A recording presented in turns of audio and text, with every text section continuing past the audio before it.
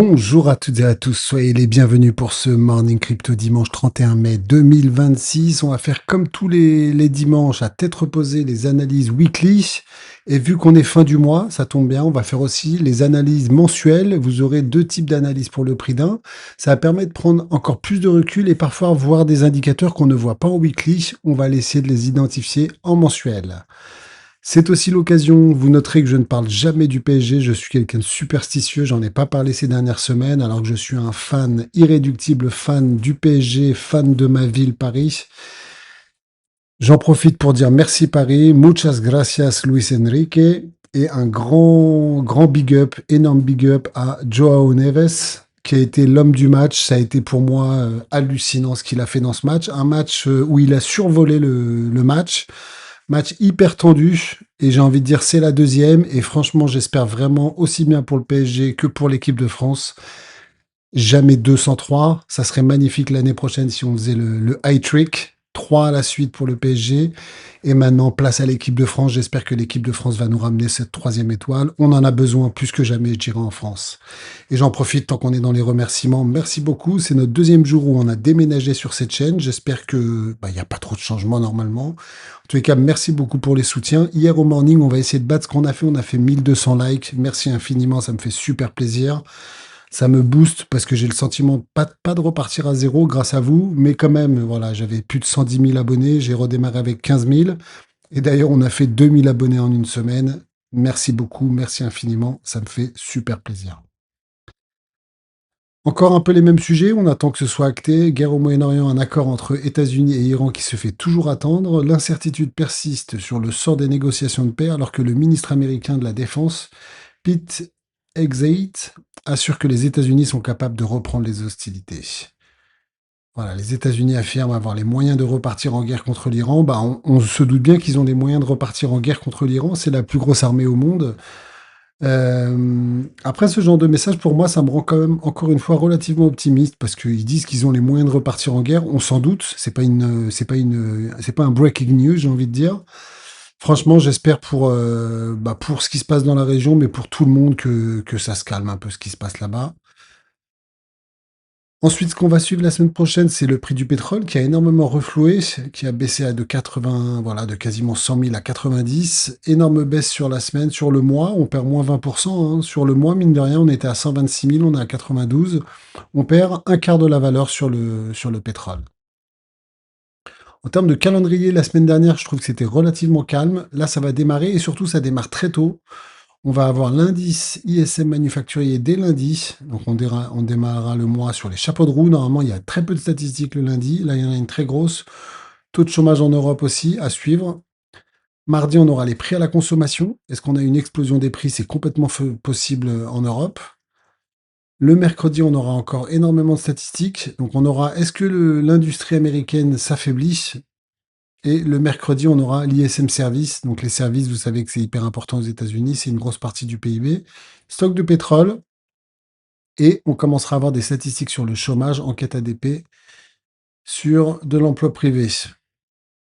Jeudi, on aura les inscriptions encore au chômage. Et on terminera vendredi la statistique de la semaine, du mois, hein, en tous les cas de ce début de mois. Taux de chômage qui est attendu vendredi. Le PIB en Europe et les demandeurs d'emploi. Donc semaine plutôt chargée où tous les jours on aura des statistiques structurantes. Tous les jours, il y a des articles de plus en plus déglingués sur Hyperliquide. Ça a été une grosse découverte. Moi, il y a un an, je voulais beaucoup partager. Je l'ai partagé en particulier à ma communauté. En tous les cas, je suis fier de l'avoir partagé quand ça s'est refloué en début d'année autour des 26-27 dollars. J'ai expliqué que c'était mon seul regret de 2025, c'est de ne pas être entré sur ce projet-là parce que je sentais que c'était vraiment différent. Et en plus, le côté faire où ils ont donné, imaginé 70% des tokens, je trouve que c'est un projet exceptionnel. C'est une cash machine et le dirigeant maintenant de Bitwise estime qu'Hyperliquid dépasse le marché crypto. Effectivement, sur 2025, où ils gagnent énormément leur vie, c'est l'or, l'argent et tout ça. En ce début d'année, c'est le pétrole. Maintenant, il y a le marché des prédictions. Ils sont à chaque fois sur les bons coups. Et donc, je suis très fier parce que à la CPT Université sur Patreon, c'est le premier dossier que j'ai présenté. Hyperliquide doit être valorisé par rapport au marché mondial des actifs, imaginez. 600 000 milliards de dollars et non pas par rapport à l'univers crypto de 3 000 milliards de dollars. C'est l'argument avancé par Matt Hougan, Chief Investment Officer de Bitwise, pour cette plateforme de contrats perpétuels en forte croissance, en perpétuelle croissance. J'ai presque envie de dire, si je peux me permettre ce jeu de mots quelque peu approximatif. Donc, il a attiré plus de 60 millions de dollars depuis son lancement à la mi-mai sur le New York Stock Exchange, l'ETF. Il a qualifié ce lancement crypto-monnaie du plus réussi depuis Bitcoin, effectivement, à son échelle, bien sûr, hein. Je pense que les investisseurs mettront du temps à réaliser qu'il s'agit d'un token Gen 2. C'est une nouvelle génération, ce n'est pas comme avant, à souligner dans un entretien. Samedi, le hype s'est changé, donc il est en train de faire encore des... Mais très intéressant ce qu'il nous dit, c'est que ce n'est pas une application crypto, on en parle beaucoup sur cette chaîne, ils vont bien au-delà des cryptos, c'est une application financière qui utilise la crypto en coulisses pour offrir une nouvelle expérience financière, qui sur certains aspects est supérieure au système traditionnel. Waouh! Il précise que les actifs hors crypto comme les contrats perpétuels, S&P 500 ou le pétrole représentent déjà la moitié du volume des contrats perpétuels. Déjà aujourd'hui, Nate, environ 50% du volume est réalisé sur des actifs. Je pense qu'à terme, cette part dépassera les 90%.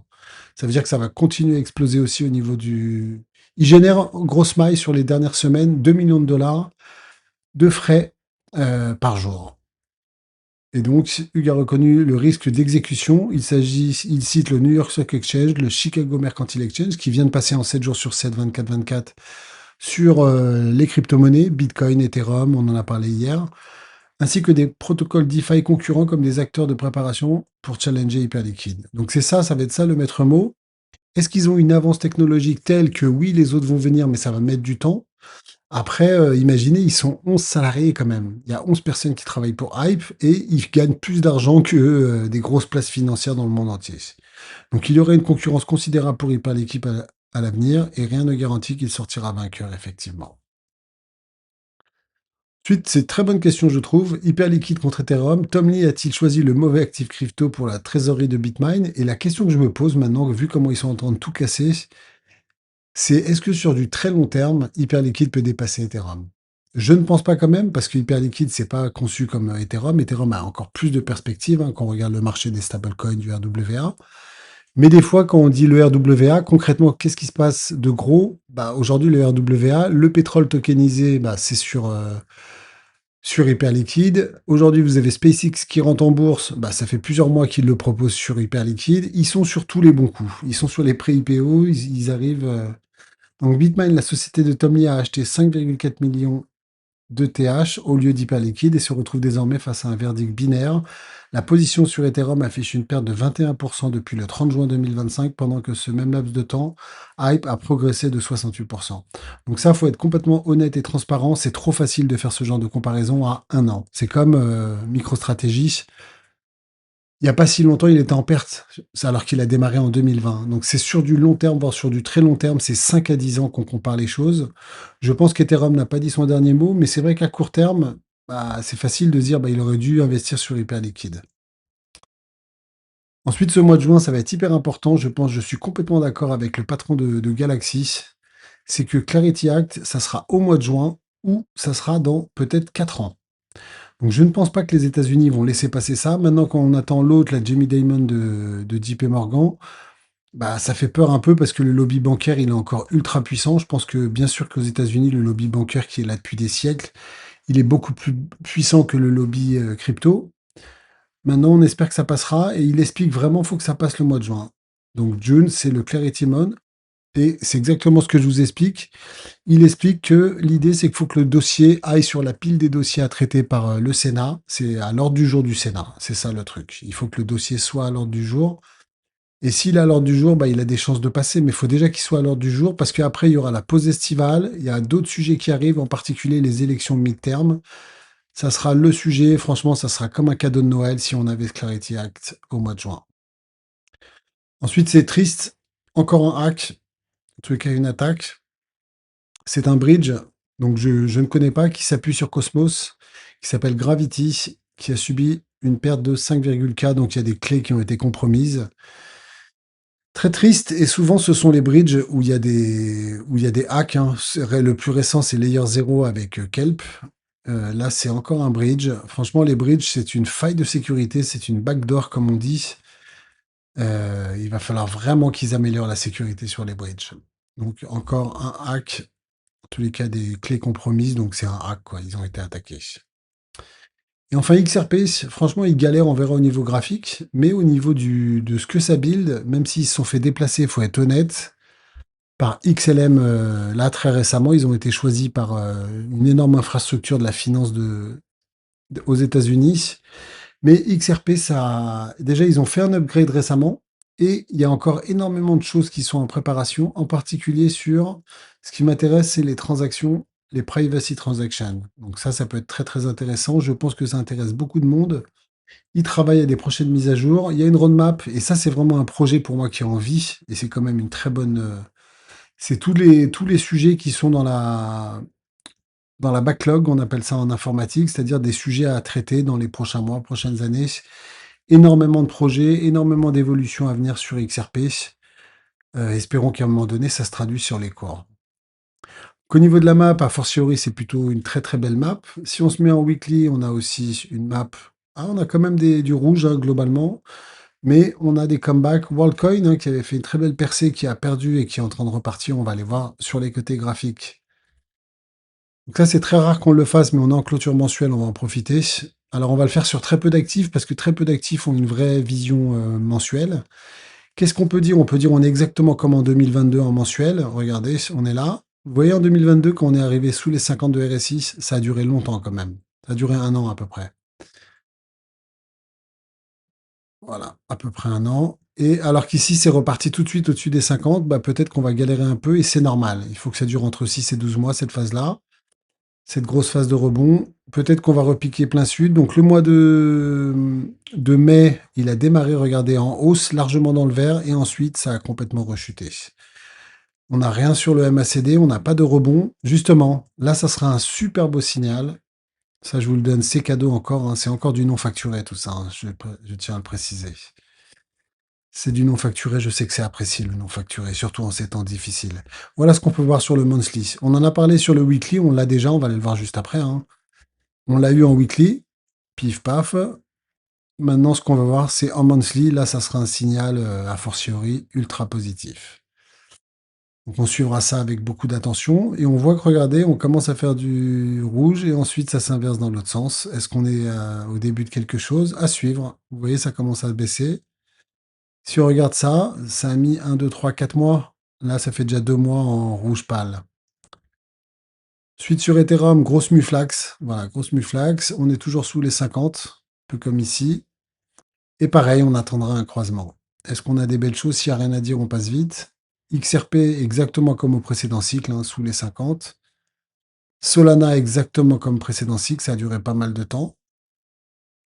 Chainlink, regardez comme c'est pas mal. On dirait qu'il y a un début une volonté d'aller croiser. Et exactement comme au précédent cycle. Hyper liquide, The Star is Born. Regardez-moi ce mois. Céline May and Go Away qui disait 37, ça a fait 100% sur le mois de mai. TRX, Tass and Hanses. Et regardez, ça, Death Cross, et là on dirait que ça veut refaire direct un Golden Cross.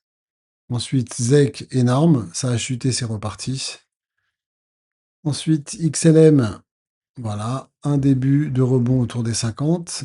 Ici, est-ce que ça part sur Tao? On l'espère. J'avais laissé la petite fusée d'une précédente analyse. Et ensuite, ton coin. Après, il n'y a pas beaucoup d'historique. NIR, regardez-moi ça. Bah, NIR, je le découvre en direct. Il est en train de peut-être croiser. Incroyable. En train de taper les 50 et en train de croiser au niveau du MACD. Ensuite, est-ce qu'on a des belles choses? Après, il y aura beaucoup moins de data sur des projets. Ondo, tout ça, il y a très peu d'historique, donc on peut rien conclure sur le monthly. Si, Injective, c'est pas mal. Hop. Ensuite, AKT, c'est pas si mal. Render. Ah, bah, je l'avais repéré ou quoi, ça? Render, il y a une tentative, mais c'est pas encore fait. Fait aussi, il y a une tentative. STX, hey, hey. Voilà, et après, on va pas aller voir d'autres parce que ça manque d'historique pour aller se comparer. Donc, on va aller se mettre en weekly. Donc, sur la partie weekly, malheureusement, on est en train de confirmer le pullback. C'était trop beau pour être vrai, là, l'explosion de 50. Voilà, ça avait mis pas mal de temps. Hop, mars 2022 et on a vraiment explosé en janvier 2023. Voilà, faut 12 mois. Donc là, c'était octobre 2025. Hop, peut-être ça sera septembre 2026. Et on voit qu'en weekly, on est toujours bien. Voilà, on est un peu comme ici. J'espère qu'on va pas faire un dead cross.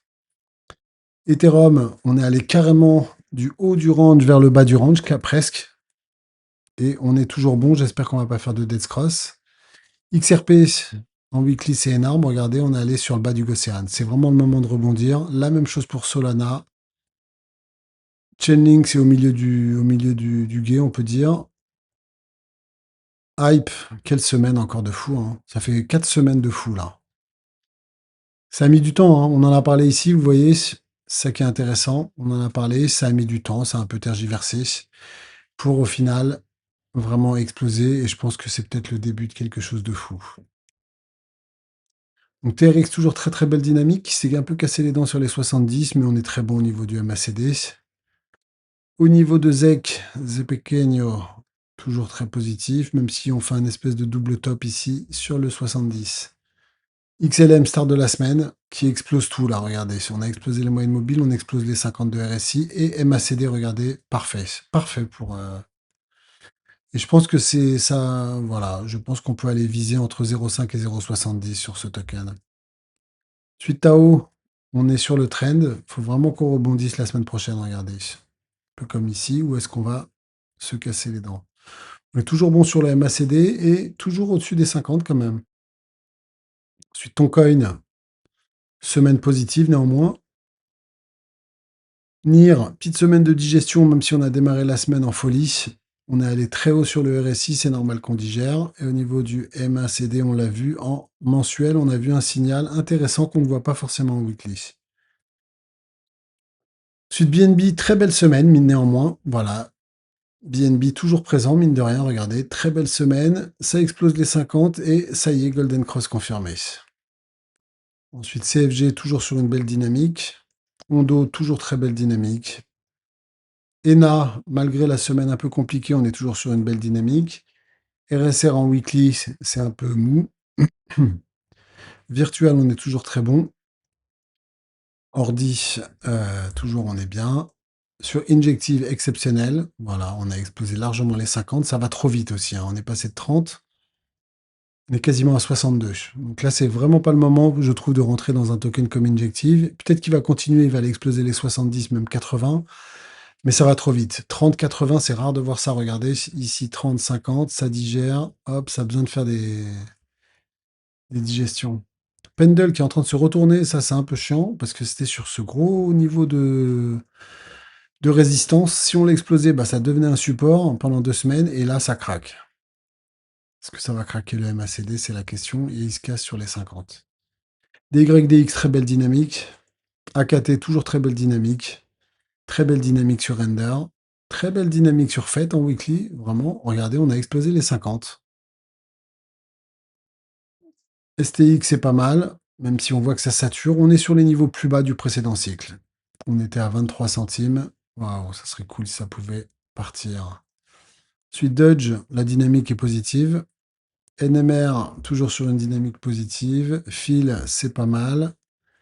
AVE, ouais, on l'avait vu la semaine dernière, quasiment sur les plus bas, hein, et on est en train de tenter quelque chose. Ensuite, Morpho, très belle dynamique. Tel, toujours sur une belle dynamique. J'espère début de rebond sur Arkham. WorldCoin, bah, super semaine, hein, super semaine. Et CKB, c'est un peu galère. CKB, on est quand même sur des niveaux hyper bas. On va voir si on se met en mensuel, tiens. Ah ah! Pour le team CKB, regardez, mine de rien, ça n'arrête pas de chuter, hein. Mais pour moi, il y a une divergence. Dites-moi si je dis une bêtise. On a le cours qui n'arrête pas de baisser, alors que ça commence à remonter au niveau du MACD et on est presque en train de faire un croisement. Donc à suivre, mais en mensuel, il y a peut-être un premier signal à suivre. C'est au plus bas historique. Et ensuite, on finit par MicroStrategy et le petit Capital B qu'on suit Pour l'instant, moi, ça, voilà, on verra si ça plie encore plus, il y aura des opportunités. J'espère que ce morning vous a plu. Si c'est le cas, n'hésitez pas, c'est très important. Petit like, petit commentaire de courtoisie qui fait toujours son effet bœuf. Merci beaucoup pour les soutiens. Je vous souhaite un bon dimanche. Ciao, tutti. Il y a un peu plus d'un an, j'ai lancé sur Patreon une toute nouvelle offre dans un environnement sympathique. Vous avez des forums de discussion, vous avez toute la CPT Université. Il y a énormément de boulot, ce sont pratiquement des centaines d'heures de boulot. Et en tout, ça génère, on a à peu près 30 heures de vidéos de la CPT Université. Vous avez les différents modules, vous en avez 8. L'objectif, c'est sur les prochains mois, c'est d'avancer. Je vais avancer énormément sur ces modules-là pour qu'on ait quelque chose de complet. Vous aurez à peu près une 50 heures de formation sur absolument tout, sur les connaissances fondamentales en économie, en finance, en blockchain, en crypto, en analyse graphique, dans le monde de l'entrepreneuriat, se lancer avec vraiment des choses concrètes. Et ensuite, le fait d'investir dans les cryptos, ce sont des présentations de projets sur un tout nouveau format et vous aurez pour finir un module complet sur les produits dérivés. Donc sur les prochains mois, ce que je veux dire, c'est que la CPT Université va fermer ses portes. Vous aurez la possibilité de me soutenir en venant sur le CPT Gang. CPT Gang, ça vous permet d'accéder à toutes les autres collections. Donc ça se passe sur collection. En particulier, vous retrouvez les alertes sur les mornings, des dossiers comme vendre ses cryptos, stratégie crypto très long terme, et Joker de la semaine, c'est toutes les semaines sur les cryptos, et la minute bourse, c'est absolument tout ce que je fais dans les cryptos.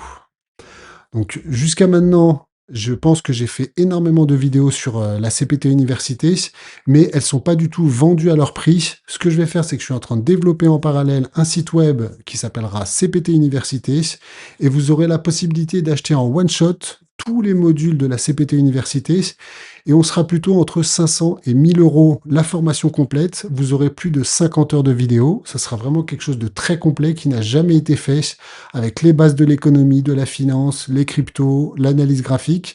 Quelque chose où voilà, vous aurez pratiquement plus de 50 heures de vidéos. Et donc, ce que je veux dire, c'est que n'hésitez pas à vous abonner en particulier à la CPT Université, parce que dans quelques semaines, quelques mois, il ne sera plus possible d'accéder à la CPT Université via Patreon. Patreon, j'ai démarré il y a 1 an, c'était une coquille vide, et donc tous ceux qui m'ont soutenu dès le début, ils auront toujours leurs accès, ça va rester. Par contre, les nouveaux qui voudront accéder au module de la CPT Université, ils n'auront pas le choix dans quelques mois. Au pire des cas, ça se fera au mois de septembre. On est déjà en train de travailler avec l'équipe pour développer un site web hyper sympa, complètement uniquement sur de la formation en ligne. Et donc vraiment, je préconise à tout le monde, si vous voulez bénéficier de ces tarifs-là, parce que ces tarifs-là, c'est quasiment donné pour tout le travail qui a été fait. Je vous le rappelle, c'est des centaines d'heures de boulot et c'est pas terminé. Il y a encore des dizaines d'heures qui vont être réalisées. Et donc, si vous voulez vous abonner encore à un prix ultra concurrentiel, surtout sur Patreon, c'est pas que la CPT Université, vous avez toujours accès avec l'abonnement CPT Université, Joker de la semaine, la minute bourse et tout ça. Bien sûr, dans la formation, il n'y aura que les 8 premiers modules, voilà, qui seront affichés différemment. Vous n'aurez vraiment pas tous les petits dossiers spéciaux. Sur la bourse et les crypto-monnaies, vous n'aurez pas les forums de discussion. Et donc, n'hésitez pas, on va pas tarder à terminer. Ça va être dans les prochaines semaines, prochains mois. Et je vous le dis, le pire, ça sera début septembre. Pour la rentrée, il y aura la CPT Université. C'est un nouveau site qu'on est en train de développer. On va prendre tranquillement le temps de le tester, de tester les performances, de voir que ça marche bien et de faire quelque chose de très sympa. Mais on sera quasiment autour peut-être des 800-900 euros et vous aurez accès à absolument tout. Par contre, sur cette plateforme de formation, vous aurez bien sûr, s'il y a des nouveaux épisodes qui sortent dans les différents modules, vous aurez bien sûr tous les modules qui seront mis à jour et vous aurez accès à vie, alors que là, vous abonnez tous les mois. Et si vous désabonnez, vous n'accédez plus aux nouveaux modules de la CPT Université. Donc n'hésitez pas à en profiter. On va commencer dans quelques semaines à terminer la promo 1. Ça ne sera plus possible de s'abonner à la promo 1. Le mois d'après, plus possible de s'abonner à la promo 2. Et ensuite, il restera que la promo 3 qui, pareil, se terminera au pire au mois de septembre. Et comme ça, on fera le lancement par la suite du site CPT Université. Il restera toujours sur Patreon la possibilité de s'abonner pour soutenir la chaîne au CPT Gang VIP. Et vous le voyez, vous avez moins 20% si vous abonnez à l'année.